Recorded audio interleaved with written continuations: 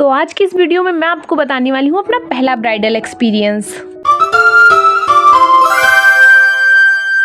तो ये बात आज से ऑलमोस्ट 3 साल पहले की है, जब मुझे पहली बार ब्राइडल मेहंदी लगाने का मौका मिला था। जिनको मैंने सबसे पहले ब्राइडल मेहंदी लगाई थी उन्होंने मुझे पहले बताया भी नहीं था कि उनको मुझसे मेहंदी लगवानी है। एक्चुअली ये बात उनको भी नहीं पता था, क्योंकि उन्होंने पहले से ही एक मेकअप आर्टिस्ट को बुक करके रखा था। But due to some reason उस मेहंदी आर्टिस्ट ने उनकी बुकिंग को कर दिया कैंसिल, और जिस दिन मेहंदी वाला दिन था उसी दिन उनको फोन करके बता दिया कि मैं तुमको मेहंदी लगाने नहीं आ पाऊंगी। एंड इससे वो लोग काफी ज्यादा परेशान हो गए और किसी ऐसे को ढूंढने लगे जो एटलीस्ट उनको मेहंदी लगा सके। उस टाइम पे मैंने किसी को भी किसी की शादी में मेहंदी नहीं लगाई थी, मैं बस ऐसे ही थोड़ी बहुत मेहंदी लगाया करती थी। और कभी अगर मैं बहुत अच्छी मेहंदी लगा देती थी तो मैं उसकी फोटो को अपने स्टेटस पे लगाती थी। और जिनको मैंने अपनी पहली ब्राइडल मेहंदी लगाई थी वो मेरे गाँव की ही थी, तो उन्होंने मुझे पहले भी थोड़ी बहुत मेहंदी लगाते टाइम देखा था। तो वो मेरे घर आके बोलती है कि प्लीज मुझे मेहंदी लगा दो, तुमको तो थोड़ी बहुत मेहंदी लगाने आती है। एंड ये सुन के मुझे विश्वास ही नहीं हो रहा था कि कोई मेरे ऊपर ट्रस्ट करके अपनी शादी की मेहंदी मुझसे लगवाना चाहता है। तो मैंने उनको साफ साफ बता दिया कि मैंने अभी तक पूरी लाइफ में अपनी अभी तक किसी को भी ब्राइडल मेहंदी नहीं लगाई है। And please don't trust me, मुझे मेहंदी लगानी नहीं आती है उतनी अच्छी जितनी अच्छी ब्राइड को लगती है। एंड क्योंकि अब उनके पास कोई ऑप्शन नहीं था, ये मेहंदी वाला ही दिन था, तो उनको कैसी भी मेहंदी चलती, इसीलिए वो मुझसे बार बार रिक्वेस्ट करने लगी कि प्लीज तुम टेंशन मत लो, तुम्हें जितनी आती है उतनी ही लगा दो, मेरा बस काम होना चाहिए। एंड उनकी ये बातें सुन के मैं बहुत ज्यादा खुश हो रही थी कि फाइनली मैं किसी को ब्राइडल मेहंदी लगाने वाली हूँ। But at the same time मैं डरी हुई भी थी कि अगर कहीं बेकार हो गई तो इनका तो लाइफ का बेस्ट मोमेंट खराब हो जाएगा।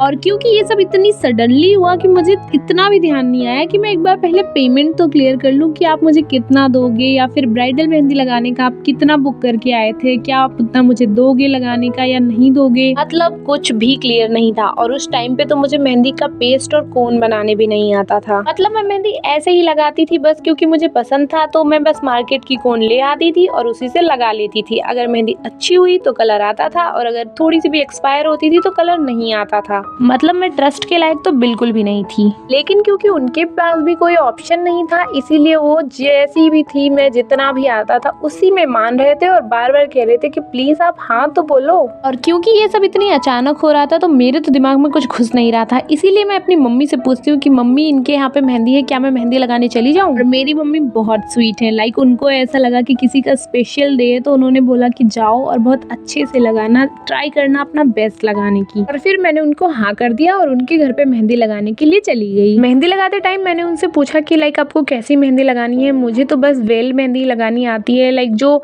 बहुत ही पतली सी होती है, शुरू से लेके और लास्ट तक लगानी होती है, पतली सी, कोई कोई तो डिजाइन फ्लावर्स के साथ बनानी होती है। मैंने उनको पहले ही बता दिया कि मुझे वही आती है बस। तो वो लड़की जिसको मेहंदी लगाना था उसने मुझे बताया कि तुम ट्राई तो करो, लाइक कभी ना कभी तो तुम्हें स्टार्ट करना ही पड़ेगा, जब अगर तुम्हें इसमें इंटरेस्ट है तो मेरे हाथों से स्टार्ट करो। भले ही तुमको फ्लावर्स और कुछ थोड़ी बहुत ही डिजाइन बनानी आती है, तो इतना ही तो करना है कि उनको साथ साथ में बनाओ, मतलब काफी दूर दूर मत बनाओ, जिससे वो थोड़ी घनी हो जाएगी, और दुल्हन की मेहंदी घनी ही तो होती है, इतना ही तो करना है। और ये बात सुन के मेरे दिमाग में एक बेसिक कॉन्सेप्ट तो क्लियर हो गया कि मतलब अगर मुझे मेहंदी लगानी आती है तो ब्राइडल मेहंदी लगाना मेरे लिए कोई ज्यादा बड़ी बात नहीं है, अगर मैं कोशिश करूंगी तो। और उनकी इसी बात को मानकर मैंने उन्हें मेहंदी लगाना स्टार्ट किया। मुझे जो जो भी फ्लावर्स आते थे, जो जो भी वेन्स या फिर डिजाइन्स आती थी, मैंने उनको यही किया। मैंने उन एलिमेंट्स को बहुत क्लोजली बनाना स्टार्ट कर दिया। और जब मैंने फाइनली उनकी मेहंदी को लगाना स्टार्ट कर दिया था और मैं ऑलमोस्ट खत्म करने वाली थी, तभी मुझे याद आया कि मैंने पेमेंट की तो बात करी ही नहीं है। मैं बार बार यही सोच रही थी कि अगर मैं इनसे पेमेंट की बात सामने से करूंगी तो ये मेरे बारे में क्या सोचेंगी। एंड मैं सोचती हूँ कि मैं उस टाइम पे कितनी ज्यादा पागल थी, जिस चीज की मैं मेहनत 3.5 घंटे से कर रही हूँ उसके पैसे मांगने में मुझे क्यों शर्म आ रही। मैं क्यों सोच रही हूँ कि मैं दूसरे लोग क्या सोचेंगे मेरे बारे में। मैं काफी ज्यादा डर भी रही थी, शर्मा भी रही थी, और ये सोच रही थी कि कहीं वो मना ना कर दें कि मैं पैसे वैसे नहीं दूंगी और मेरा बोलना भी बेकार हो जाएगा। और सबसे ज्यादा जो सोच के मैं डर रही थी वो ये था, यार वो कहीं जाके सबको बता ना दे कि मैंने उनसे पैसे मांगे हैं।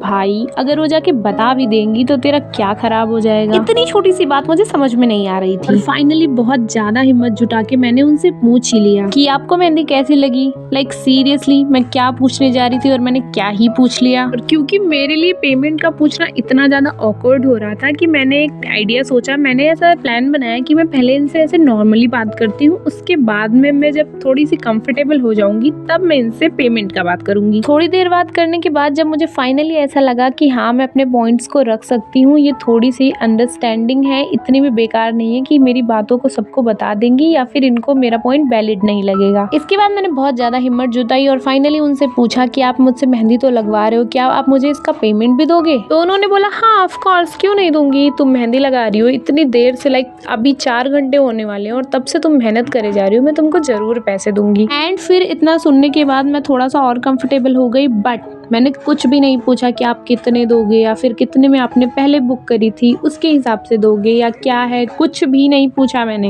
एंड धीरे धीरे करके उनकी ब्राइडल मेहंदी ऑलमोस्ट कंप्लीट हो गई। उसके बाद जब वहां से जाने का टाइम आया तो उन्होंने अपनी मम्मी को बुलाया और उनकी मम्मी ने बोला मुझे कि तुम थोड़ी देर बैठो, मैं अभी आती हूँ। उनकी मम्मी ने मुझे लाके 50 रुपए दिए, लिटरली 50 रुपए देख के मैं इतनी ज्यादा खुश हो गई। आई नो ये तुम लोगों के लिए बहुत ही छोटी अमाउंट होगी, बट क्योंकि मैंने पहली बार ब्राइडल मेहंदी लगाई थी और पहली बार मुझे 50 रुपए मिले थे मेहंदी लगाने की, तो मैं तो बहुत ज्यादा खुश हो गई थी। लाइक उस टाइम पे मेरे लिए यही बहुत बड़ी बात थी कि किसी ने अपनी शादी के दिन पे मुझसे मेहंदी लगवाई, और जो पेमेंट मिला वो तो समझ लो मुझे बोनस ही मिल गया था। मैं उस दिन इतनी ज्यादा खुश होकर घर पे वापस आई और मैंने मम्मी को बताया मैंने उनको बहुत सुंदर मेहंदी लगाई है। मम्मी भी बहुत खुश हुई कि चलो तो किसी के तो काम आई। एंड क्योंकि वो ब्राइडल मेहंदी मैंने पहली बार लगाई थी तो ऑब्वियसली वो इतनी अच्छी तो नहीं थी, बट हाँ मैं उनका एहसान लाइफ टाइम मानूंगी कि उन्होंने मुझे पहली बार मौका दिया, उन्होंने मुझ पे ट्रस्ट किया कि मैं कर सकती हूँ, और आज तो मैं डेफिनेटली कर ही रही हूँ। अगर उस दिन उन्होंने मुझ पे ट्रस्ट नहीं किया होता तो शायद आज ये मैं वीडियो नहीं बना रही होती और मैं कुछ और ही कर रही होती,